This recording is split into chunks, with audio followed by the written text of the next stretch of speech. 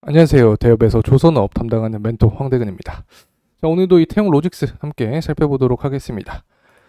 사실 현재 이 해운주 전반적으로 보게 되면 흥하해운도 그렇고 또 대한해운도 그렇고 장 초반에 강하게 상승하다가 후반부에 주가가 조금 하락하는 그런 모습을 보여줬는데, 이 태용 로직스 같은 경우는 조금 반대 모습이죠.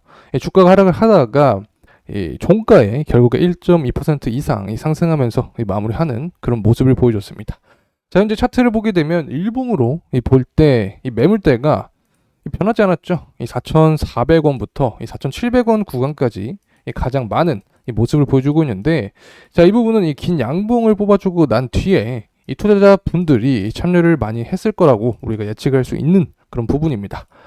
사실 상방 구간을 보게 되면 현재 5,000원 라인, 5,000원 라인만 깨준다고 하면 이 5,600원 구간까지는 이 매물대가 적기 때문에 이 강하게 상승할 수 있습니다.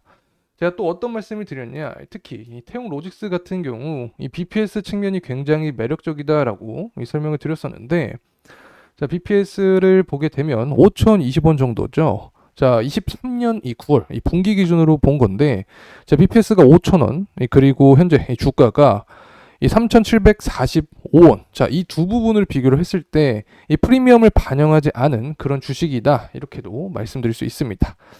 사실 BPS만 놓고 본다면 5,000원까지는 주가가 와야지 정상이라고 볼 수 있죠. 그리고 이렇게 이 PBR 1배를 받기 위해서는 결국에 이 산업적인, 이 업황적인 이런 부분이 좋아져야 합니다.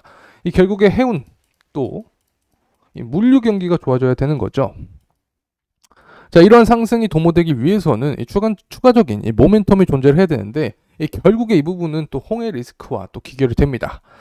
최근에 주가가 하락하는 시기에는 이 홍해 리스크 관련된 부분이 완화가 되면서 주가 하방 압력이 받은 거고, 현재는 다시 조금씩 스물스물 살아나고 있죠.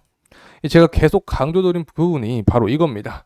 보통은 단발성 모멘텀으로 사라질 리스크가 현재 지속되고 있다. 자, 그래서 향후 주가 모멘텀도 살아있다라고 생각을 할 수 있는 거죠.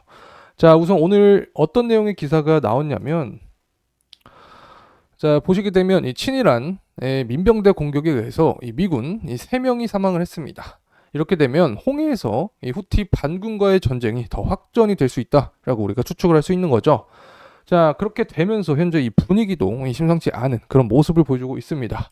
자, 홍해를 지나는 이 선박에 이 공격을 지속하고 있는 이 후티 반군이 또 미국 군함, 또 영국 유조선에까지 이 공격을 가하게 되면서 영내 긴장이 고조되고 있는 그런 상황입니다. 자, 그래서 제가 어떤 부분을 강조드렸냐면, 이 홍해 리스크는 결국에 이 정치적인 측면과 연동이 돼서 진행이 될 수밖에 없다. 그래서 이 부분을 설명을 드렸죠. 자, 그래서 1월달, 2월달 같은 경우는 이미 진행이 되고 있긴 한데, 이 공화당, 또 이 민주당 경선이 있죠. 또 7, 8월 달에는 이 부분이 중요합니다. 이 부분을 집중해서 좀 들어주시면 감사하겠습니다. 그래서 7월과 8월 같은 경우, 7월은 공화당 전당대회, 또 8월에는 민주당 전당대회를 통해서 이 대통령 후보가 선출이 됩니다. 자, 제가 뜬금없이 이런 정치 일정을 말해서 의아해하시는 분들도 있을 거라고 생각을 합니다. 자, 근데 지금 처세가 어떻게 진행이 돼야 된다고 하면, 이 바이든 대통령 있죠. 이 바이든 대통령의 대처가 굉장히 중요한 그런 상황입니다. 이 바이든 대통령은 민주당이고, 또 민주당은 이 8월에 이 전당대회가 있다라고 설명을 드렸죠. 자, 그러면 최소 이 3개월에서 5개월 전에는 자, 리스크 오프를 해야 합니다. 이 당연히 대선까지 생각을 하면 리스크 오프가 무조건 이루어져야 되는 부분이죠.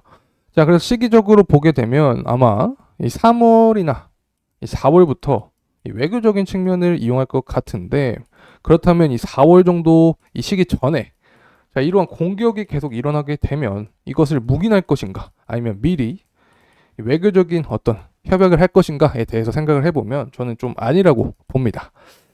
이 미국 같은 경우에 이미지를 굉장히 중요하게 생각하는 그런 국가입니다. 자, 그래서 이러한 홍해에 대한 공격이 이루어지면 이 세계 경찰로서의 이미지를 확보하기 위해서 아마 4월 전까지는 계속해서 후티를 공격을 하면서 홍해 리스크가 부각이 되지 않을까, 이런 생각을 합니다. 자, 그래서 오늘 같은 이런 내용이 이런 나오면서 이 미국 입장에서도 그냥 손 놓고 가만히 있을 수는 없기 때문에 이 조금 더 강력한 이 보복성 공격을 하게 될 것이고, 어떤 인명의 피해나 또 부상 소식이 불거지면 이 사실 이 부분이 되게 그런데, 이 주가적인 측면에서는 이 부상이 일어나고 인명을 피해 입어야 좋지만 사실 실제로는 이 부상도 없고 인명 피해도 없는 게 좋잖아요. 근데 이 태용로직스의 그 가격적인 측면에서만 얘기를 좀 해보면, 결국에 지금보다 조금 더 심화된 어떤 인명의 피해 또 부상 소식이 이루어져야 강한 거래량과 함께 주가가 상승할 수 있다라고 설명드릴 수 있습니다. 자, 그래서 결국에 흥하이온도 그렇고 또 대한해운도 그렇고 태용로직스도 그렇고 이 리스크를 먹고 산다, 이렇게 설명드릴 수 있겠습니다. 그래서 이 중동 리스크는 저는 좀 더 갈 거라고 보고 있는 거죠. 이 과거에는 이 단발성으로 끝났던 그런 사건들이 현재는 계속해서 이어지고 있는데, 자, 이 부분이 만약 제가 예상했던 그런 4월 같은 시기를 더 넘어서 진행이 된다고 하면 결국에 유가의 상승을 이끌어낼 수 있고, 또 인플레이션 역시 야기할 수 있기 때문에 이 전반적인 경제 상황 또 증시에도 악영향을 줄 수 있죠. 자, 하지만 어떤 이야기 들었냐? 자, 이런 리스크를 먹고 사는 이런 종목들은 오히려 디플레가 아니라 디커플링 형상같이 이 국내 증시가 하락할 때 이 주가가 상승할 수 있다. 자, 이렇게 설명드릴 수 있겠습니다. 자, 그래서 현재 정치 상황을 말씀을 더 드리면, 이 트럼프가 이 바이든보다 조금 더 우세한 그런 상황입니다. 이 트럼프는 기후 위기가 허상이며 이 석유랑 또 화석 연료 같은 그런 업체, 또 셰일가스 업체에 보조금을 주는 것과 같이 이 생산을 장려하는 그런 정책을 할 가능성이 높기 때문에 결국에 이 국제 유가는 더더욱 안정되고 또 인플레 역시 낮출 가능성이 높습니다.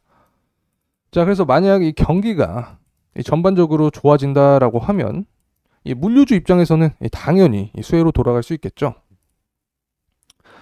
자, 그렇기 때문에 이 트럼프가 집권을 하면서 이 금리 인하 측면 또 유가를 낮추게 되면 유가적인 측면은 또 수혜로 이 해운주들에게는 호재로 작용할 수 있기 때문에, 그때 당시 또 해운주와 엮이면서 태용로직스도 이 주가 상승 모멘텀이 남아있지 않을까 생각을 해봅니다.